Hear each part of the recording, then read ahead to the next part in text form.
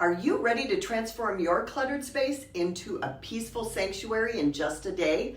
Hi, I'm Deb Grimme with Edina Realty. Start with the one room at a time approach to avoid overwhelm. I use the 3-box method.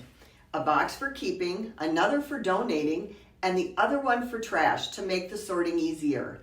Store more items by using vertical storage solutions to make the most out of your space.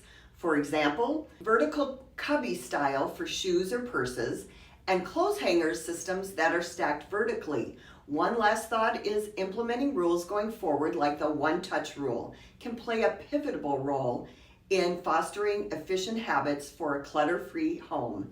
This rule emphasizes interacting with items just once and promoting immediate decision-making and reducing procrastination.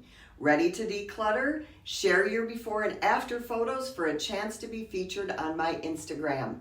Deb Grimme, homesintwincities.com, and Edina Realty, providing personal service and delivering remarkable results.